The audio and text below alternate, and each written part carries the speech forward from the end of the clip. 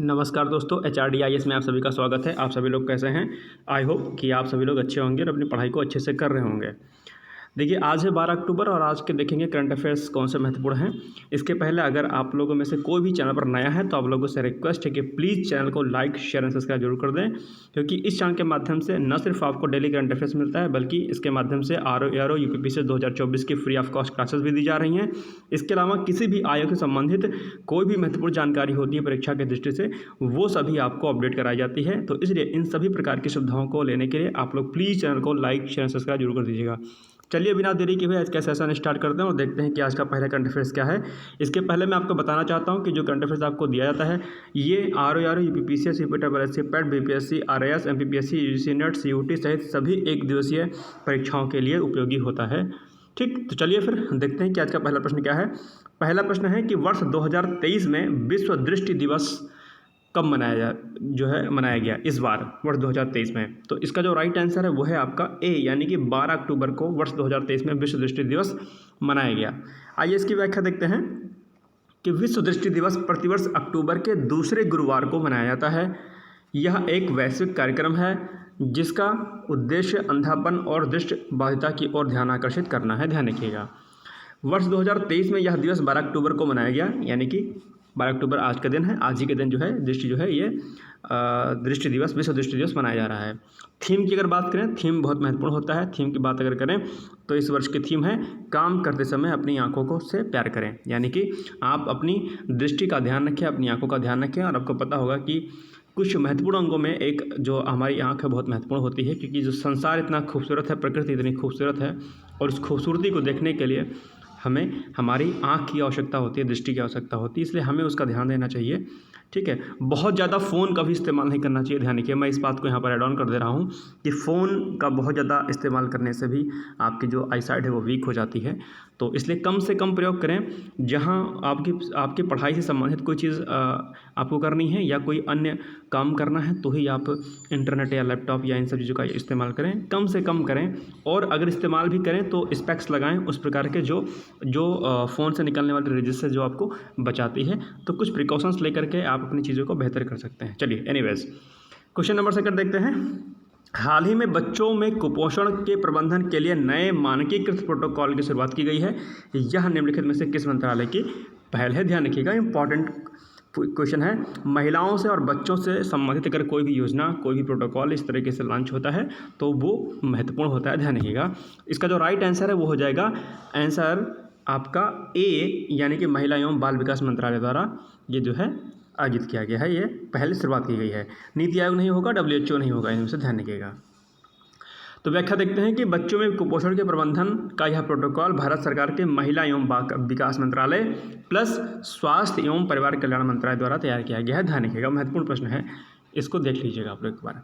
चलिए, ये फिगर है इसका कि न्यू जो है क्या कहते हैं CMA प्रोटोकॉल एम्पावरिंग, ठीक है, कम्युनिटीज़ टू कॉम्बैट चाइल्ड।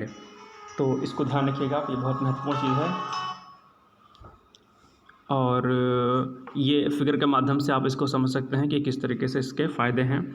और बहुत अच्छी योजना है। अब बच्चों में जो कुपोषण से संबंधित कई अन्य प्रकार की जो बीमारियां हो जाती थी, और कुपोषण जो होता है वो एक बहुत बड़ी समस्या है भारत देश की, स्पेशली क्योंकि न्यूट्रिशन नहीं मिल पाता है और उसकी वजह से जो है बहुत सारी दिक्कतों का सामना करना पड़ता है। खासकर जो ग्रामीण जो महिलाएं होती हैं, जो उनके बच्चे होते हैं, ग्रामीण परिवेश में जो रहते हैं बच्चे, उनके साथ ये दिक्कतें थोड़ा ज़्यादा होती हैं। तो इसी के लिए जो है ये योजना लॉन्च की गई है। बहुत अच्छी योजना है। ध्यान रखिएगा कि किस मंत्रालय के पहल पर आयोजित किया गया है। चलिए, नेक्स्ट क्वेश्चन है, रोहिणी आयोग का संबंध किससे है? रोहिणी आयोग अभी चर्चा में रहा है, तो आइए इसकी व्याख्या देखते हैं और इसका आंसर देखते हैं कि क्या है। इसका आंसर है, राइट आंसर है आपका ए, यानी कि रोहिणी आयोग का संबंध OBC के उपवर्गीकरण के लिए गठित आयोग है। OBC का जो उपवर्गीकरण की बात कही गई थी, उसके लिए जो आयोग गठित किया गया था वो रोहिणी आयोग था। तो रोहिणी आयोग का संबंध जो है ऑप्शन नंबर ए से है। ध्यान रखिएगा। चलिए व्याख्या देखते हैं। OBC के उपवर्गीकरण के लिए आयोग बनाया गया था, जिसे रोहिणी आयोग के नाम से जाना जाता है, और हाल ही में इस आयोग ने अपनी रिपोर्ट जो है राष्ट्रपति को सौंपी थी। ध्यान रखिएगा। चलिए, नेक्स्ट क्वेश्चन है जयप्रकाश नारायण की जयंती मनाई जाती है, ये भी इंपॉर्टेंट है। इसका जो है राइट आंसर है वो है सी, यानी 11 अक्टूबर। आप लोगों में से अगर कोई बिहार से बिलोंग करता होगा तो जयप्रकाश नारायण के बारे में बहुत अच्छी तरीके से जानता होगा। हालांकि जयप्रकाश नारायण पूरे भारत देश में जो है फेमस हैं, बहुत प्रतिष्ठित व्यक्ति रहे हैं। और जयप्रकाश नारायण ने एक बहुत बड़ा जन आंदोलन खड़ा किया था, ठीक है, 1970 के दशक में। तो ये बहुत महत्वपूर्ण व्यक्ति हैं। 1942 में जो है इन्होंने काफ़ी जो है संघर्ष किया देश की आज़ादी के लिए। और डॉक्टर राम मनोहर लोहिया जी के साथ में मिल करके भी इन्होंने बहुत सारे काम किए। तो बहुत महत्वपूर्ण व्यक्ति हैं, ध्यान रखिएगा। और मरणोपरांत जयप्रकाश नारायण जी को क्या कहते हैं, भारत रत्न से सम्मानित भी किया गया था। चलिए आइए इसकी व्याख्या देखते हैं। व्याख्या के अंतर्गत 11 अक्टूबर को लोकनायक जयप्रकाश नारायण जी की जयंती मनाई जाती है। इनका जन्म बिहार में हुआ था तथा मरणोपरांत उन्हें भारत रत्न से सम्मानित किया गया था, ध्यान रखिएगा। चलिए नेक्स्ट क्वेश्चन है, क्वेश्चन नंबर 5 है, मोस्ट इंपॉर्टेंट क्वेश्चन है, ध्यान रखिएगा आप लोग। P20 का आयोजन कौन करता है? इसका राइट आंसर है वो हो जाएगा बी, यानी कि IPU जो है P20 का आयोजन करता है। अच्छा एक चीज़ मैं आपको बता दूं कि इस P20 के बारे में एक अलग से सेशन का मैं जो वीडियो बना दूंगा, क्योंकि ये महत्वपूर्ण है। और न सिर्फ ये आपके प्री के एग्ज़ाम के लिए इंपॉर्टेंट है, बल्कि अगर आप UPPCS 2024 या UPSC की मुख्य परीक्षा अगर आप लोग लिख रहे होंगे तो उसके लिए भी P20 की इम्पोर्टेंस बहुत ज़्यादा है। तो इस पर मैं प्री के साथ साथ में मेंस के पर्सपेक्टिव से भी प्रश्नों को करा दूंगा और इस पर एक अलग से सेशन में करवा दूंगा P20 को लेकर के, ठीक है। चलिए आइए इसकी व्याख्या देखते हैं कि P20 बैठकों का आयोजन IPU द्वारा किया जाता है।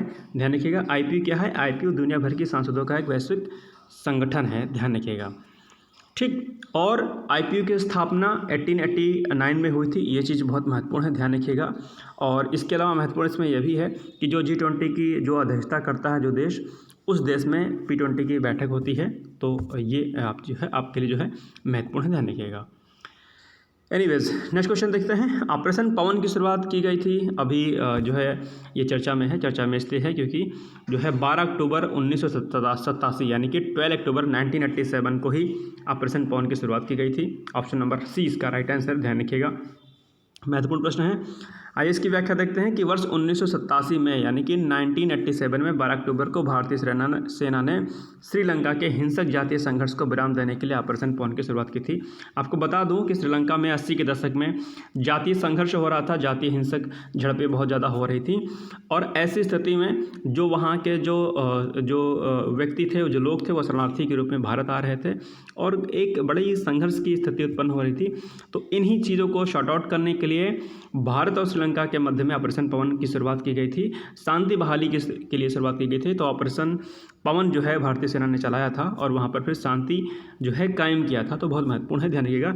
इसीलिए आज 12 अक्टूबर है और 12 अक्टूबर 1987 जो है के दिन ही ऑपरेशन पवन शुरुआत की गई थी। तो इसीलिए जो है चर्चा में है, ध्यान रखिएगा। चलिए अब आज का आप लोगों के लिए प्रश्न है कि इजराइल तक वार करने में सक्षम मुहाजिर 10 ड्रोन का उद्घाटन हाल ही में, माफ़ कीजिएगा हाल ही में किस देश के द्वारा किया गया? आपके ऑप्शंस हैं फिलिस्तीन या फिर अफगानिस्तान या फिर ईरान या फिर रूस। आपके 4 ऑप्शन हैं, आपको राइट आंसर कमेंट बॉक्स में जाकर बताना है कि मुहाजिर 10 ड्रोन का जो है उद्घाटन हाल ही में किस देश के द्वारा किया गया था। आपको कमेंट बॉक्स में जाकर के अपने आंसर्स को देना है। कल हमने आपसे एक प्रश्न पूछा था कि मानस राष्ट्रीय उद्यान कहाँ पर स्थित है, तो इसका राइट आंसर हो जाएगा ए, यानी कि असम में। ए उसका ऑप्शन राइट था। तो ये कुछ महत्वपूर्ण प्रश्न थे आज करंट अफेयर्स के। इसके अलावा मैं आपको बता दूं कि आज शाम को 5 बजे आपकी भूगोल की क्लास चलेगी और कल जो है आपकी एनवायरनमेंट की यानी कि पर्यावरण की क्लास चली थी। आज हम ज्योग्राफी क्लास देंगे, कल मैंने इसका अपडेट दे दिया था। महत्वपूर्ण क्लास होगी, ध्यान रखिएगा कि 2 सब्जेक्ट हम लोग लेके चलेंगे, 2 सब्जेक्ट। तो कल हमने एनवायरनमेंट का जो है क्या कहते हैं क्लास ली थी और आज हम पहली क्लास ज्योग्राफी के लेंगे। फिर उसके बाद क्या करेंगे, हर सब्जेक्ट की 5-5 या 6-6 क्लास लेकर के फिर दूसरे विषय पर आएंगे। तो इसलिए आप लोग चैनल पर बने रहिएगा, लाइक कर दीजिएगा, शेयर कर दीजिएगा, अपने दोस्तों में इसको शेयर कर दीजिएगा ताकि उनको फ़ायदा मिल सके। UPPCS 2024 और UPPCS 2023 का जो RO का जो एग्ज़ाम है उसको जो है हम लोग टारगेट करेंगे, ध्यान रखिएगा। चलिए फिर मिलते हैं फिर कल नए सेशन के साथ और मिलते हैं शाम को 5 बजे क्लास भूगोल के साथ में। चलिए फिर तब तक के लिए आप लोग सब लोग पढ़ते रहिए, मस्त रहिए, व्यस्त रहिए। जय हिंद, जय भारत।